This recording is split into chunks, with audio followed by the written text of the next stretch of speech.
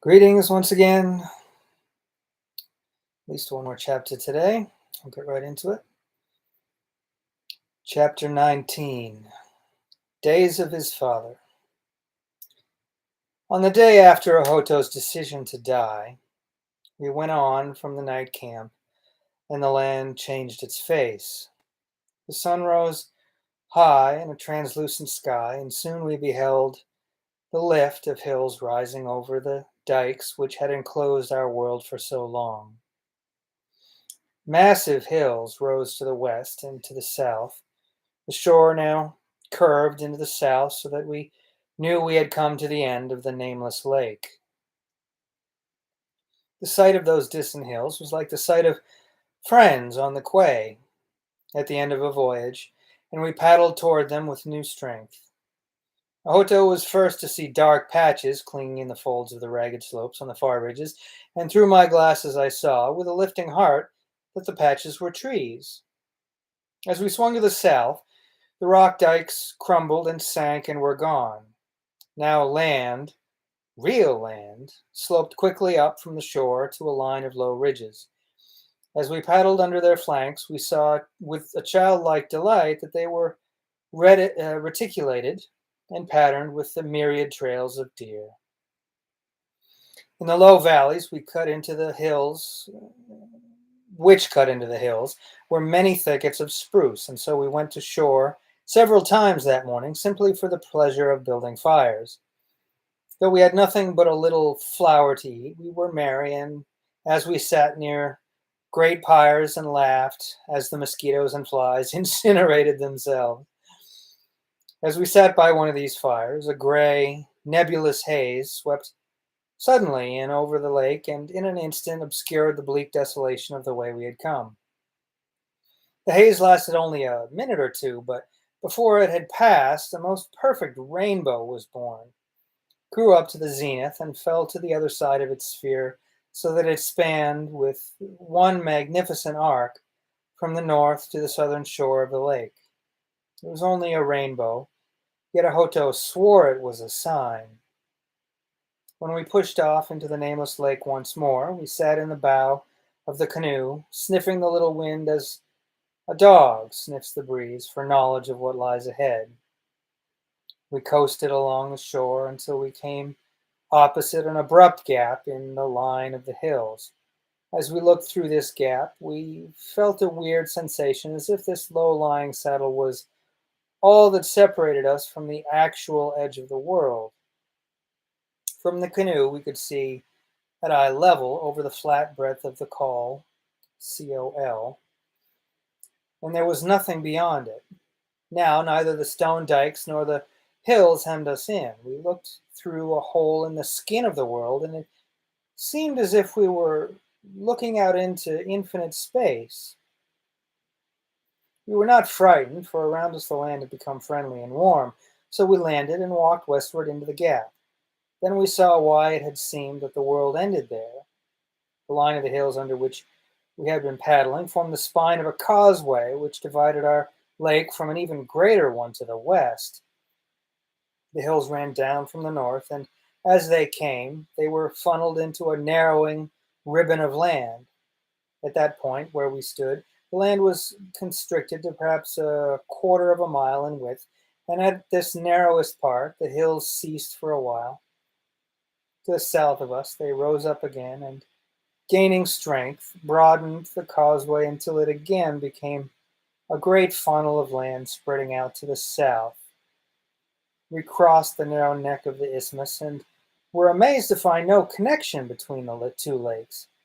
The uncanny sensation which we had felt of coming to the end of the world was explained by the fact that this new and mightier lake lay a good 30 feet below the level of the one we had traversed. As we stood gazing out to the limitless west over the ice blue water of the new inland sea, Ahoto seemed to be searching for something in the depths of his mind and in the depths of the lake. There was a startling tint to the waters, a pellucid, Pellucid, lapis lazuli, such as I have seen in no other lake. Hoto was remembering that tint, for the Inuit have delicate methods of finding their ways over the plains. At length he spoke. This is the lake called Tulimaliguetna, Tulemaliguetna, Tulimaliguetna, the waters of which lead to Tulimaliguac, the greatest of all inland waters, and the way to the ice sea in the north. We questioned him, and it appeared that Ahota had never seen the lake himself. Nevertheless, he knew the subtle dimensions which told him its name, for such things are part of the common legend of travel that still lives on in the remaining tents of the Ihalmuit. Ahota was right. This was indeed Tulimaliguetna, and the narrow causeway on which we stood was all that divided the two major water systems of the whole central barrens. Inuit Ku, the Kazan, and Dubont River, each of them well over 300 miles in length, run their own ways through the plains until they make a common meeting in Kaminikuak Lake, Baker Lake we call it, at the edge of the salt water. But here, where we stood, in the very heart of the barrens, the two river systems came within a stone's throw of one another before veering off again on their separate ways northward. Thus, from the east shores of Ankuni Lake to the west shores of Tulimaliguetna, there is an east and west water barrier on the migration route of the deer, which is nearly 100 miles in width, pierced only by this quarter-mile bridge of land. Here's one of the rare 3* major breaks within a chapter. As we walked over the causeway on our return to the canoe, we saw on the ground at our feet so many deer trails inscribed on the gravel that not even the hardy lichens and moss had been able to live. Over the years, millions of deer must have converged on this little isthmus during the northward and southward migrations of spring and autumn. Here was the Deer's Way, the greatest of all roads of the deer, and from the signs it was clear that the deer had gone northward by this path in the spring of the year. We also discovered a row of stone men running diagonally across the isthmus, aligned as neatly as soldiers on parade. Each man stood apart from his neighbors by the length of a canoe, and they formed a continuous front, as if to guard the isthmus against an invasion from the north, though, as we were to discover, their intended duties were quite different. Each Inuit was about 3 feet in height and wore on his head a patch of brown moss. They stood guard over the causeway, their squat gray figures surmounted by their brown hairy heads, and they bore mute witness to the fact that we were not the first men to come to this place. Ahoto smiled broadly at the sight of the stone men. He knew that somewhere to the north, the flood of Tutu was even now converging, to be inexorably funneled over the narrow Deer's Way. He was a happy man when he went to bed that night, nor was he displaying any impatience about the coming of the deer. It may be that he knew when they would come, for the people who live by the deer can sense things about Tutu which are hidden from us. He slept on the east shore of the Deer's Way that night, but our sleep was cut short at dawn by the hoarse voice of Ahoto. "Tuktu, they have come," he muttered. And as we rolled sleepily into the dawn, Ahoto had vanished. It was a miracle of accidental timing that we should have arrived at the isthmus only a day before the deer came. We had traveled many miles through a dead land, searching for them, but not until we had reached the western limits that time and food had placed on our travels did we find that which we sought. One more instance of what seems to be a large number of instances of almost supernatural luck, which again makes me think about deeper spiritual, natural connection to the land and the ghosts and spirits and gods of a place. As we crawled out of the tent, we could see the silhouettes of the Inuit against the uncertain light. Now they seemed to be imbued with a tense expectancy as the first rising breath of the morning wind played over the dry moss on their heads. It was as if they were stirring after a long trance. Mahoto was not in sight, so we moved to the center of the isthmus a half-mile south of the stone men. The light was growing so quickly that we could begin to see a flowing shadow far to the north on the downslope of the hills. We sat on the rocks and waited while the light quickened and the shadows took on substance until we could pick out the clubbing, velvet-colored antlers of the deer against the pearl-white sky. They approached slowly and easily, for they had passed this way every year of their lives, and in their time they met no enemy on the deer's way. The light strengthened in uneven bursts until I could see the leader, a young buck, come slowly along one of the paths until he was only a few yards from the nearest stone man. The breeze blew a quick gust, and the moss on the Inucock's skull came to life and twisted briefly in the grip of the wind. The buck stopped abruptly, planted his forelegs wide apart, and stared at the stone thing. The wind was to the deer, and it brought him no scent of danger, nor did the strange shape move again or threaten him further.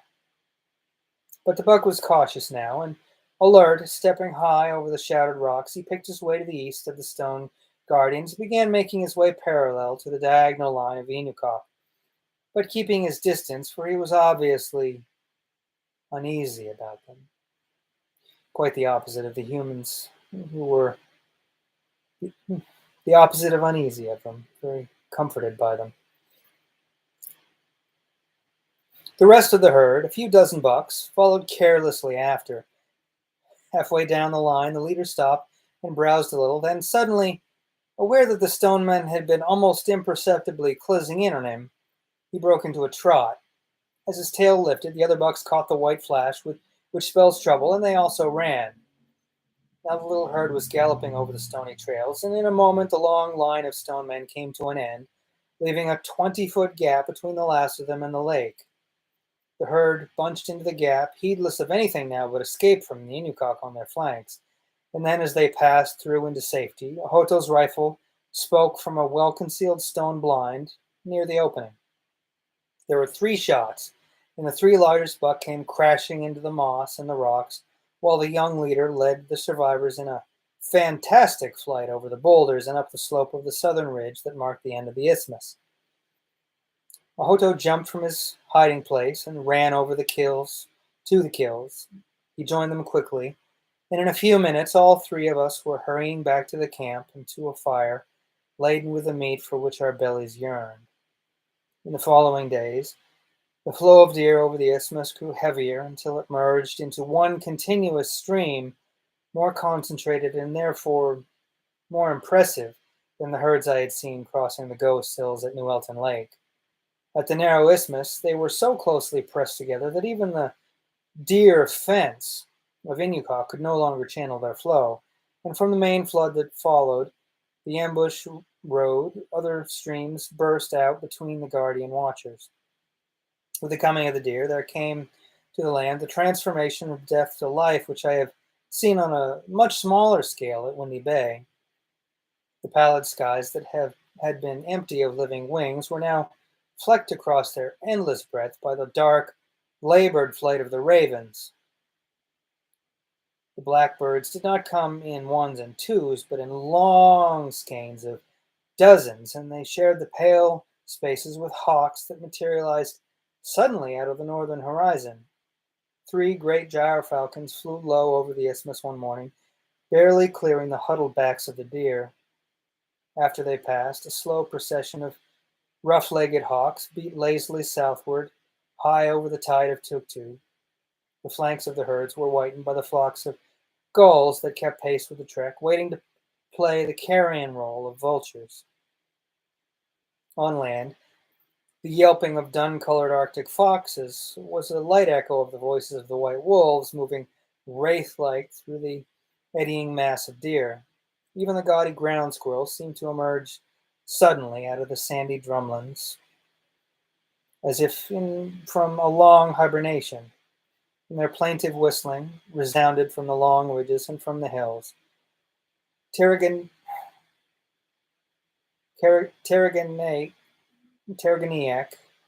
Terriganiac, Terriganiac, the weasel, came to chatter his inane defiance from the rock piles near the shore, and Cockwick, the wolverine, plodded deliberately along in the van of the migrating herds.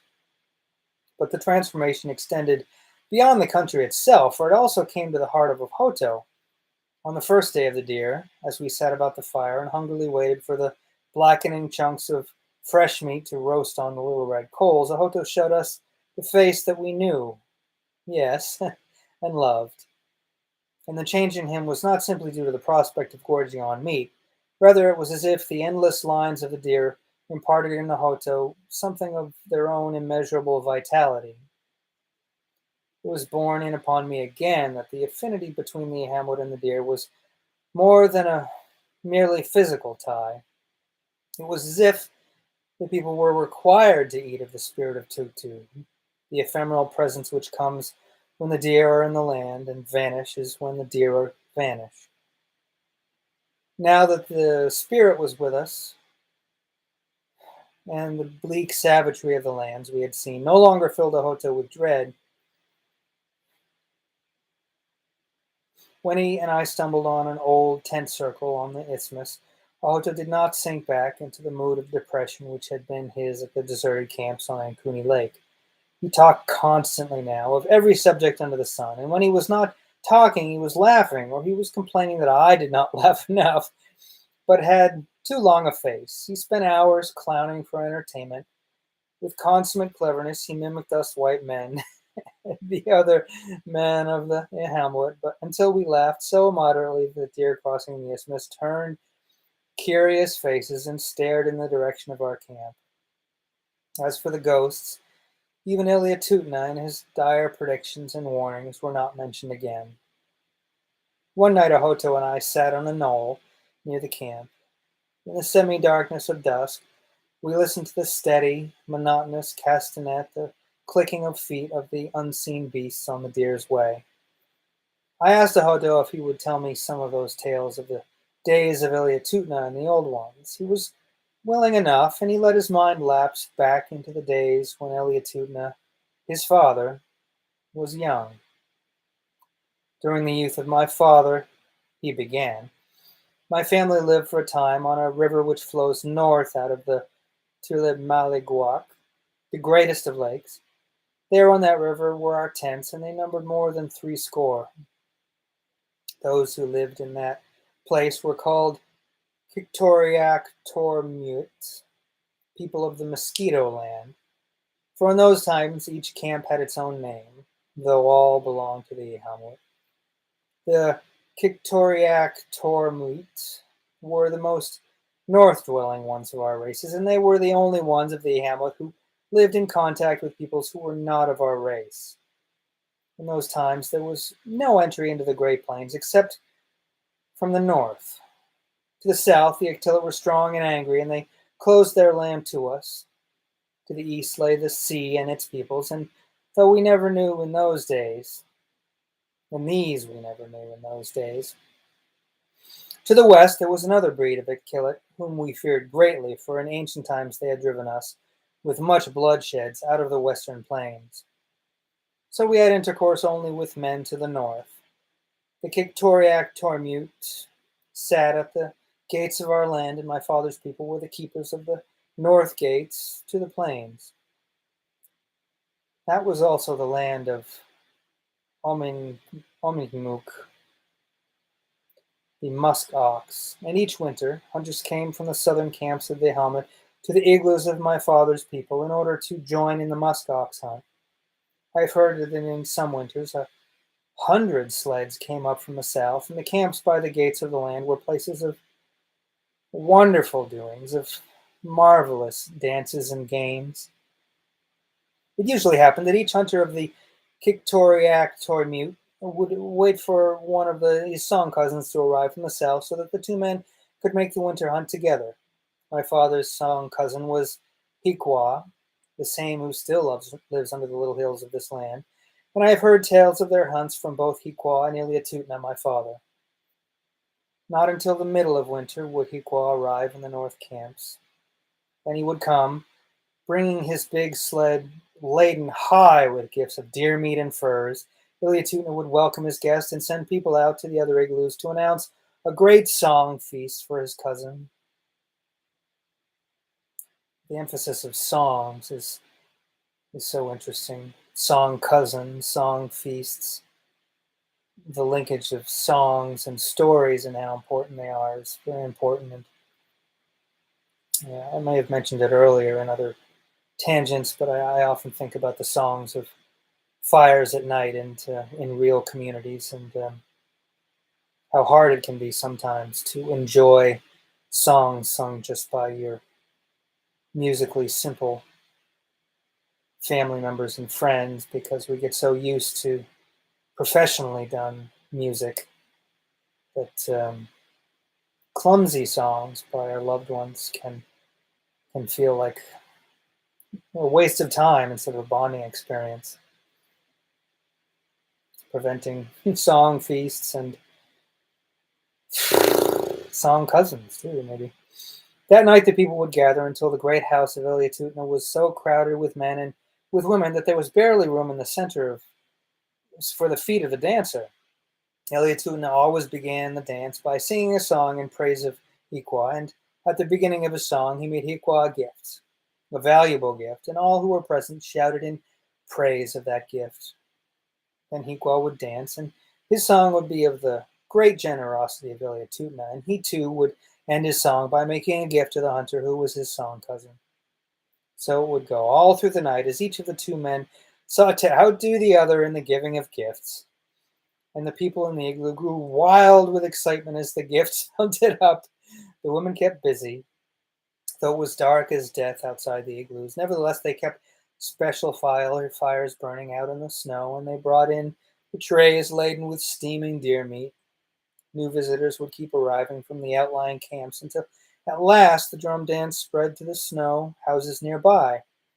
Iliatutna and Hikwa went from igloo to igloo, and in each they sang new songs and gave each other new and more wonderful gifts. By morning, the excitement would have brought them to such a pitch that they had given away all things they owned, and by morning, each would be in possession of all the belongings of his song cousin.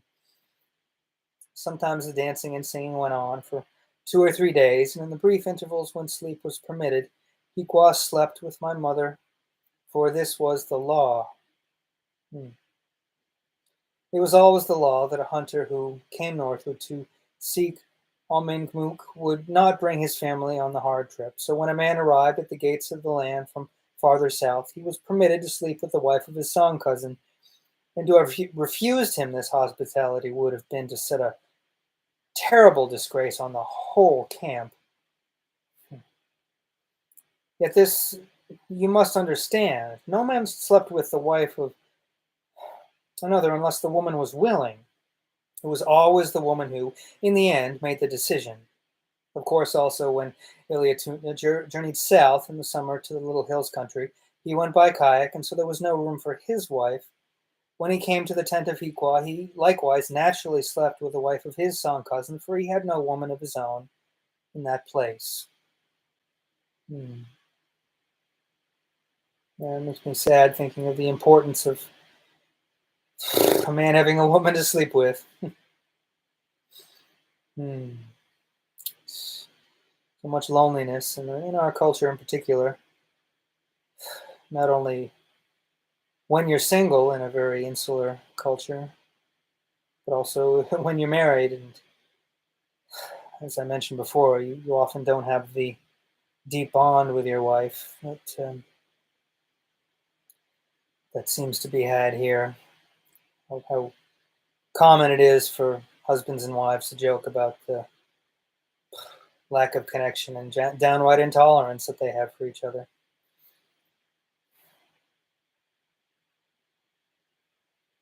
The festivities in the camp of Iliatutna continued for days, and often before they were ended, new hunters arriving from the south started the contest all over again, so the dancing and singing and gambling swelled and ebbed over most of the winter.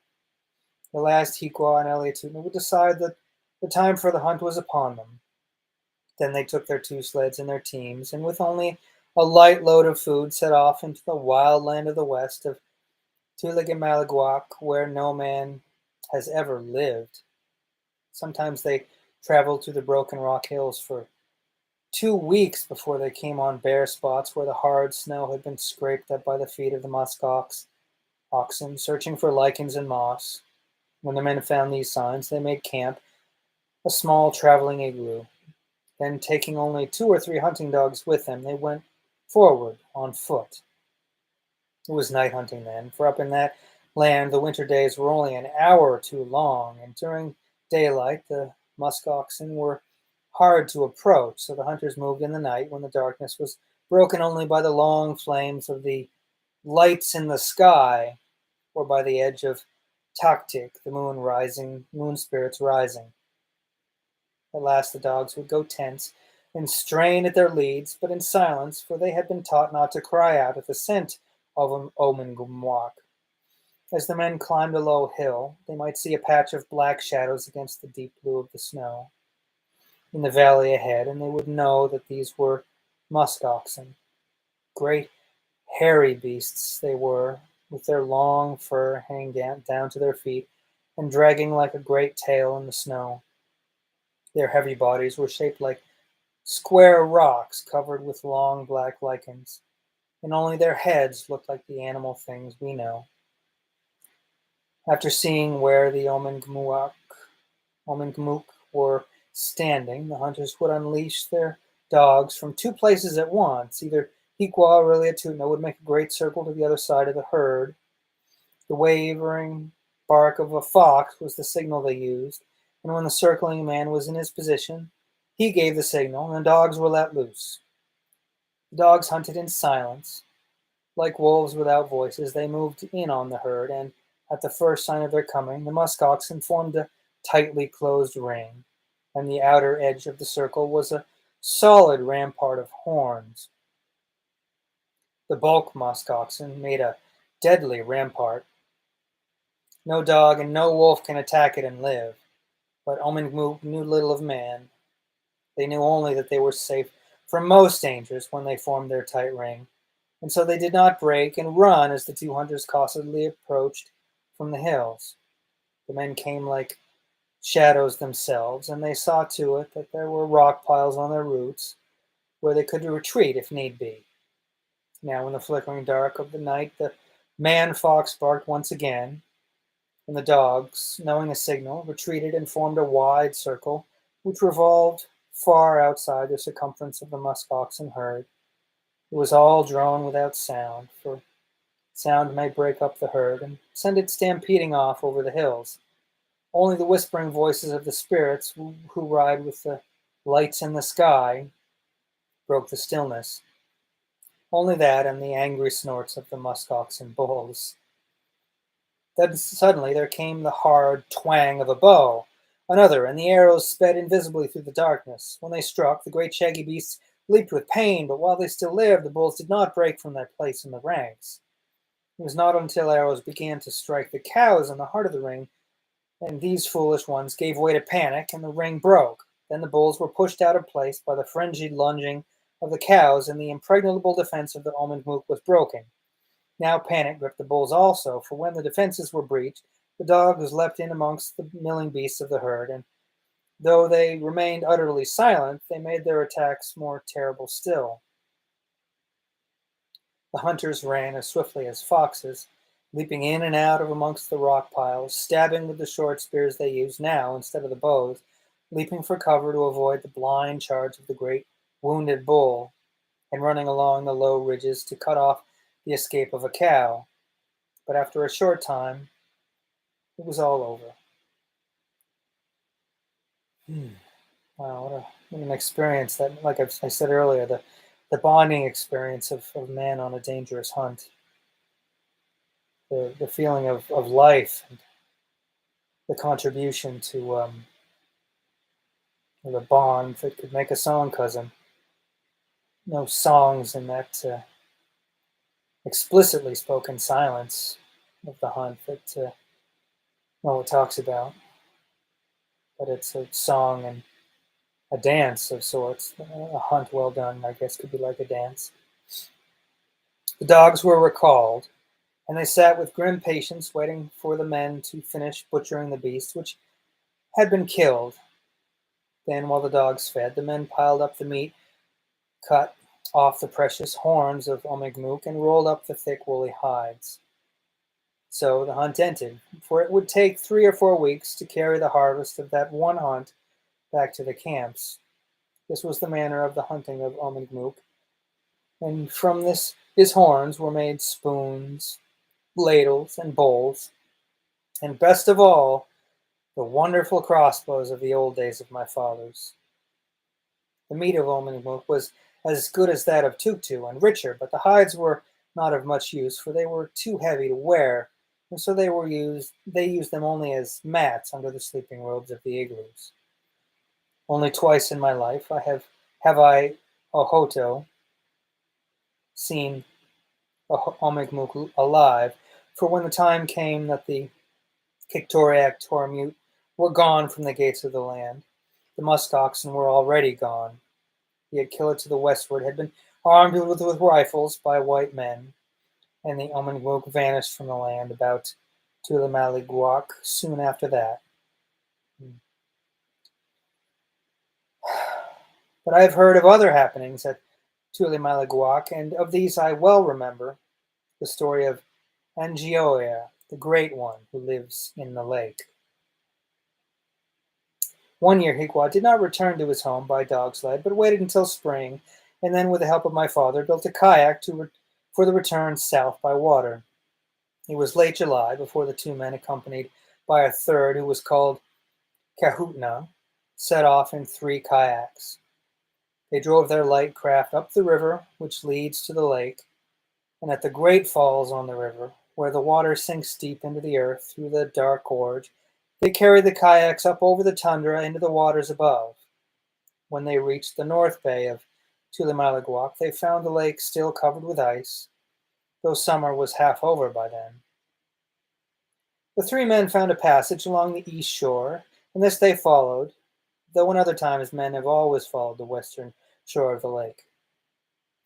The ice had broken free of the east shore, and there was a channel between ice and land, and along this the 3 kayaks skimmed like a grayling that split the shining surface of rivers. Tulimaliguak had always had a strange name with our people. The Lake of the Heaped Up Ribs, it is called. I remember this passage coming up, and I've often found it really spark my imagination, such to the extent that I've once again I dove into the sparse nature of Canadian Barron's maps and Google Maps trying to find this lake and fantasized about traveling there. The name came to it in years faintly remembered when it was said men found the bones of a beast on the shore, and those bones were so great that a man could not lift any one of them with both his arms. The greatest of lakes had more than that name, for there were many tales told by men in times past who ventured out on the breast of the lake and never returned to land because of the gigantic beast who dwelt in its depths. In the days when Hikwa and Eliatutna were young, it was the custom to travel close to the shores of Tulimaliguak, and for generations no man had crossed open water, and so the old tales had come to be thought of only as stories to tell the children. My father, Hikwa, and Kahutna made good time down the eastern shore. On their 3rd day they came to a deep bay, quite free of ice, and since they were anxious to escape from Tulimaliguak, they decided to cross that bay from headland to headland. It was a clear summer day, so bright that the cold waters had absorbed all the blue from the sky, leaving it as white as new snow. But the blue shone in the waters, which were so clear that even under the clouds of a storm, a man could see downward for the depths of 10 paddles. Paddle might be, what, a meter and a half, I wonder? 5 feet, 6 feet? That's a long ways. Clear water. Hikwa was leading the 3 kayaks, and all of the men were wielding their paddles with power, for they were anxious to make landfall at the far distant point at the still distant point to the south. Eliatutna was sweating and he felt thirsty, for he raised his paddle straight up into the air in order to catch the trickle which ran down into his mouth. Then he plunged the paddle into the water again, and his gaze followed it, and of a sudden he cried out in a voice shaken by fear, for beneath the hull of his kayak he saw a huge shape, a shadow as long as a hill, and the shadow was moving. The other two men heard Eliatutna cry, and out they and they rested until they caught the word that he had shouted. "Angioa!" he cried. Instantly, all three men lifted their paddles and turned their kayaks to shore, driving them so swiftly that they hardly touched the still surface. But they had gone no more than a few dozen strokes when the water between Hikwa and Kahutna began to boil up. The rush of that water caught the kayak of Kahutna and tilted it sideways so quickly that the man lost his balance. He flailed desperately with his long double paddle, but the kayak spun over and threw him out into the lake. There was a roaring sound that rose like a whirlpool on a rapid, and above it the other two men could hear the screams of Kahutna, so they turned back to help him, for he was a good man. They turned back, but they had not taken a stroke toward him when, breaking the surface as a huge bubble breaks, there rose the sleek, black length of a beast. It was beyond the words of the people to tell you about, but my father, who saw it, said that it was as long as 20 kayaks and broader than 5. It had a fin which stood up from one end, and that fin was as big as a tent. Neither my father nor Hikwa saw its head, and did not believe the beast had a head. As the great one, called Ngioa, broke water, the two men in the kayaks turned once more for the shore and abandoned Kahutna, for it was plain neither arrows nor spears could defeat this monster from the depths of the lake. Hikwa and Eliatutna did not stop paddling until their kayaks crashed into the rocks of the shore. The thin skins of their craft was torn and ripped on the rocks, but the men did not care. So exhausted they could not stand, they crawled out of the cockpits and dragged themselves up the beach, where they lay for a long time in the sun, unable to move from the weariness of their limbs. Real tangent here, but the nature of a horrible, dangerous beast from the water makes me think of an old collection of short horror films tied together. Creepshow 2, sort of anchored by the idea that all the stories were part of an old school horror comic book. And one of the stories was about a black oil slick like creature, kind of like an aquatic blob, if you know the old horror movie The Blob, which has been remade at least once. And some teenagers were caught out in this lake by this creature, and they were on a raft in the middle of the lake, and they were hiding from it. And eventually it comes out and comes through the cracks of the raft and eats them, or eats one of them, and the rest of them, not realizing they can't hide on this raft, this dock anymore. They leap into the water and swim wildly to shore, and they make it to shore, or at least one of them does, possibly only one, and crawls out onto the beach onto the sand, and thinking he's safe, he turns and with elation he screams at the black thing and taunts it, but then like a tidal wave, it lunges out of the water up onto the beach and covers him and drags him back into the water, because it had more ability on land than the elated, stupid teenager thought. And maybe these intelligent natives were thinking the same way, that they wouldn't be safe until they were well onto the shore. Of course, fear is the mind killer as well, no matter how intelligent, as the book Dune says. My father was the first to recover himself. He staggered up from the beach, and leaning against a big rock, he looked out over the blazing blue. Let's stop again. Blazing blue, because it was the blazing blue eyes of the devil that Kakami wrestled with under the water, which was symbolic of its horrible power, related to the Aryan race, which again Mowat would have had in mind because he fought in World War II. and I don't think the waters of the Ihalmuit were crystal blue like this. They were probably more brown, clearly a different color in this sort of continental divide. Leaning against a big rock, he looked out over the blazing blue to the distant line of the ice. All was still on the greatest of lakes. The gray mist from the ice hung perfectly motionless over the floes. No breath of wind ruffled the blue of the water. Nothing moved, and nothing floated on it. The kayak of Kahuna had vanished, as had the man, and the beast that had risen out of the waters was also gone. I can tell you that my father and Hikwa abandoned their kayaks where they had landed, for neither would go out again on to the Malagwak, even if it cost them their lives for refusing. And they nearly died too, for they were not prepared to walk for 20 days overland, when they had expected to have gone in 7 by kayak. But they walked out all the way to the present homes of the people, and this story is the one they told of Angioa. And since that time, no man of the Ihalmuit has ventured out on Tulimanagwak in a boat. I actually felt the need to mention in a boat, as if any of them would go out swimming for travel or recreation.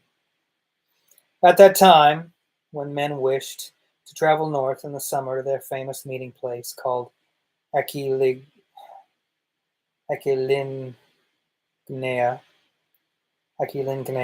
beyond the north gates of the land, they took kayaks only to the south end of Tulimalagwak.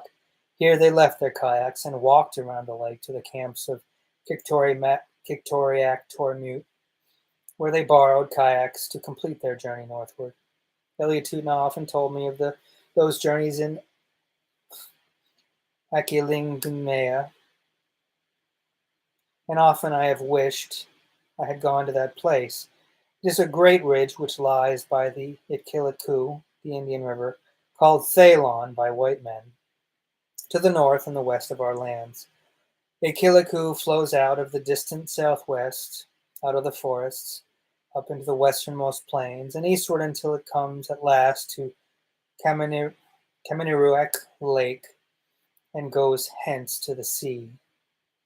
The river of Man also runs into Kaminiruak Lake, and so does the river which runs north out of Tulimalagwak, where the Kiktoriak Tormute lived. Now from the shores of the ever-frozen salt sea, which is said to lie far to the north, there are rivers that stretch almost to the Itkiliku, and from the distant northwest there are many long chains of lakes that are said to lead to the land of copper, where a strange and fearsome race of men live. It's a copper mine river, I think, is part of northwestern Canada. Copper Mine Lake. It is because of the way these rivers run, the ridge on the lake near the mouth of Itkiliku came to be such a famous place in the world. For to the meeting place came the Ihalmuit from Kaminirwak, and from the sea to the east there came the Ihalmuit. From the frozen sea to the north there came the Utku Ijalingmut, Utku Ijalingmut, the Henin Gajormute came also from northward, and our cousins, the Harvak Tormute and the Palelirmute, came from the southeast. The many camps of the Ihalmuit man sent men from southward, and from the seas to the northwest there came those we call the Ijaka, half men. All of these people brought things to trade. The Ijaka brought the copper which is found in their land. We carried the soft stone that is made into pipes, bowls, and cooking pots, and we also brought certain furs and things made of wood. From the North Sea, the Inuit brought rare amulets and seal skins, and the white bones, which are the teeth of certain fish beasts that live on the seas. From the east, The Ihalmuit brought iron and things they had obtained from the white men at Churchill. But not all came to trade. The men from the east, the west, and farther north came there also for wood. All these men lived in lands where wood is not seen, but for a reason which we do not understand. Ihalmuit carries great trees from somewhere far to the southwest and leaves these big timbers along the shores of the lake at Aquilegnea. The sea dwellers came here for this wood, and they spent the short summer months carving the dead trees into sled runners, spear handles, kayak ribs, and many other valuable things. In the days of my father, they cut these things from the solid trunks of the trees, using nothing but stones they had sharpened by pounding them against other stones. Those who came to the ridge were our brothers, and all were Ihalmuit except the Ijaka who came from the northwest. These were savage and treacherous men, and though they spoke a language that belongs to the Inuit, yet it was different and had many words we do not know. In some ways they were like the Ikilit, the Indians, for they were a dangerous people, and their laws were not our laws. They quarreled often, and when they were angry they would use their spears on each other, and often enough on the men of the camps of our people. And now all of these strangers came to Aquilegnea in such a way that they approached from the south side of the lake, except only Ijaka.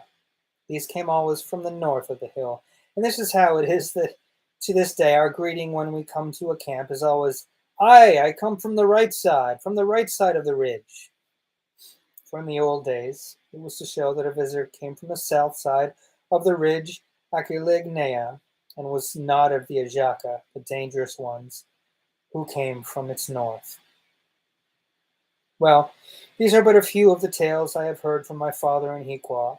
Often enough I have wished that I had been a grown man in those times. Then there were great things to do, and there were many camps to visit. And in the nights, the Inuit of the plains had much time for dancing and singing. Those were wonderful times and terrible times at the ridge Aquilegnea. Now that place is left alone to the ravens and gulls, and there are no camps under its shores any more. For the time of my father is done. His time is done, and mine will soon follow. So there is no more to tell you who are of the Cablanet and not of the world that I know.